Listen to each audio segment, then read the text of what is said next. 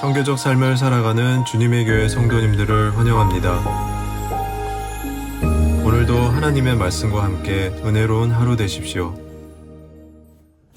안녕하세요, 성도 여러분. 3월 19일 수요일 말씀 묵상 시작하겠습니다.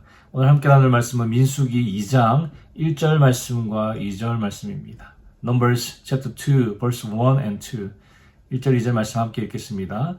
여호와께서 모세와 아론에게 말씀하여 이르시되 이스라엘 자손은 각각 자기의 진영의 군기와 자기의 조상의 가문의 기호 곁에 진을 치되 회막을 향하여 사방으로 치라. 아멘. 모든 성경은 예수 그리스도로 귀결된다라는 말이 있습니다. 이 말은 창세기부터 요한계시록까지 모든 성경이 예수 그리스도를 가리키고 있다는 말이죠. 구약 성경은 오실 예수님에 대하여, 그리고 신약 성경은 오신 예수님에 대하여 증언하고 있습니다. 그래서 성경을 예수 그리스도에 관한 책이라고 할 수 있는 것이죠. 성경이 예수 그리스도에 관한 책이기 때문에 성경을 읽지 않고서는 예수 그리스도를 발견할 수도, 예수 그리스도에 대해 알아갈 수도 없습니다. 많은 성도님들이 성경 읽기의 중요성을 잘 알고 또 그것을 실천하려고 노력하죠. 그래서 성경 통독 프로그램에 참가하기도 하고 또 나름대로의 계획을 가지고 성경을 읽어 나갑니다. 그런데 참 어려운 것은 성경을 읽어도 도대체 이 말씀이 무엇을 의미하는지, 무엇을 얘기하려고 하는지를 모를 때가 종종 있다는 것이죠. 그 대표적인 예가 바로 레위기, 민수기, 신명기를 읽을 때가 아닌가 싶습니다. 지금 존재하지도 않는 제사법에 대해서 상세하게 설명하고 있는 부분이라든지 절기를 어떻게 지켜야 하는지, 그리고 굉장히 복잡하고 많은 그런 규례와 율법들, 또 민수기에 나오는 이스라엘 백성들의 인구조사, 지금 우리에게 별 의미가 없는 것 같은 부분들이 나올 때면 너무나 읽기가 힘들고 은혜가 다가오기보다는 오히려 잠이 다가오는 경우를 더 많이 경험하게 됩니다. 그러나 우리가 다 알지는 못하지만 이것을 통해서 하나님께서 우리에게 예수 그리스도를 계시하고 있다는 것을 목사님들의 설교를 통해서, 그리고 우리 개인의 성경 공부를 통해서 깨닫게 됩니다. 이번 주부터 시작한 민수기는 이스라엘 백성들의 숫자를 세어 기록한 책이라는 뜻이죠. 하나님께서 모세를 통해 이스라엘의 인구를 조사하게 하셨는데요. 민수기 1장과 26장 총 2번의 인구 조사를 실시합니다. 오늘 함께 읽은 본문은 이스라엘의 첫 번째 인구 조사와 관련이 있는데요. 이스라엘 백성들이 출애굽한 지 2번째 해가 되었을 때 하나님께서 모세에게 이스라엘 백성의 인구를 조사하라고 하셨습니다.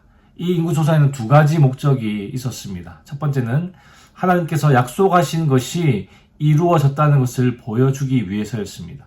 하나님께서 아브라함에게 너의 자손이 바닷가의 모래처럼 많아지게 해주겠다라고 약속하셨는데, 이 인구 조사를 통해서 그 약속이 이루어졌다는 것을 보여주고 있는 것이죠. 이스라엘 백성들 중에 전쟁에 나가 싸울 수 있는 남자만 약 60만 명이고 또 총 인구는 약 200만 명이나 되었습니다. 야곱의 가족 70명으로 시작한 이스라엘이 하나님의 약속으로 인해서 약 200만 명이 되었다는 것이죠. 이스라엘 백성들은 이 인구 조사를 통해서 신실하게 약속을 지키시는 하나님을 발견하게 되었을 겁니다. 인구조사의 2번째 목적은요, 전쟁에 참여할 수 있는 20살 이상의 성인 남자들의 숫자를 파악하기 위해서였습니다. 전쟁을 치를 수 있는 남자가 60만 명이 넘었는데요. 이렇게 시내산에서 인구조사를 하고 부대를 편성하는 것은 이후에 가나안 땅 진입과 또 정복 전쟁을 전제로 한 것임을 알 수 있는 부분입니다.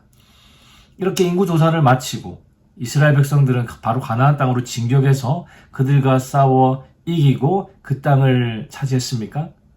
그랬다면 가장 좋았을 테지만 여러 가지 이유 때문에 200만 명이 넘는 이스라엘 백성들은 이 광야에서 40년 동안이나 돌고 돌아야 했습니다.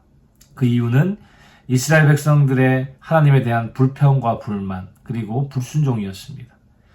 출애굽하면서부터 그들은 계속해서 불평을 쏟아내고 또 쏟아냈습니다. 그 결과 출애굽 1세대 중에 하나님에 대한 믿음을 고백했던 여호수아와 갈렙을 제외하고는 한 사람도 가나안 땅에 들어가 보지 못하고 광야에서 다 죽었습니다.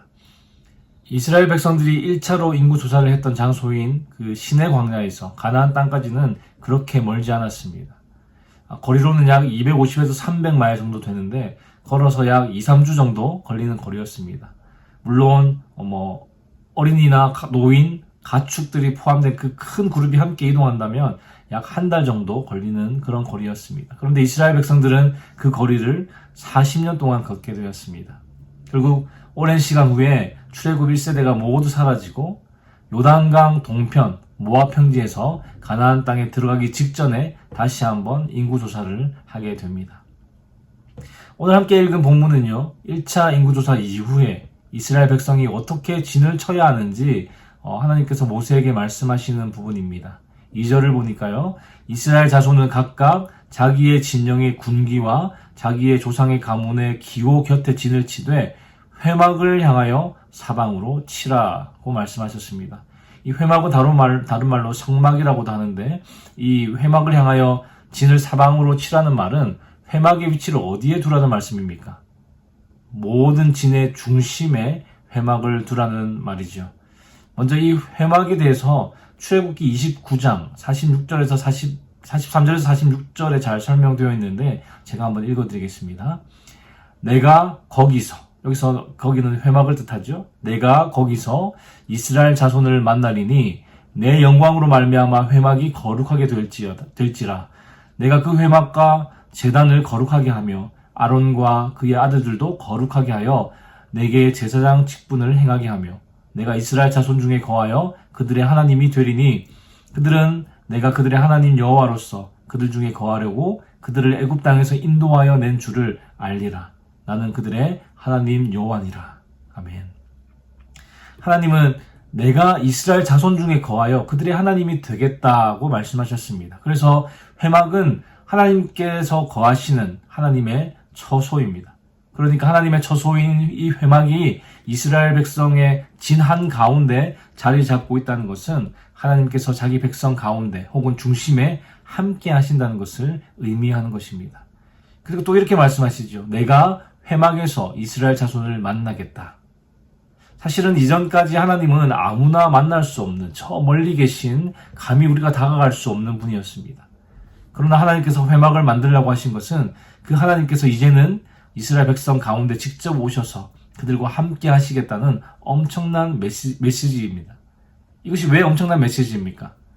하나님은 온 우주를 침대 삼아 거하실 수도 있는 분이지요. 그러나 이스라엘 백성을 만나주시고 그들 중에 거하셔서 그들의 하나님이 되시기 위해 그 작은 텐트, 그 회막 가운데 거하시겠다고 말씀한 것이기 때문입니다.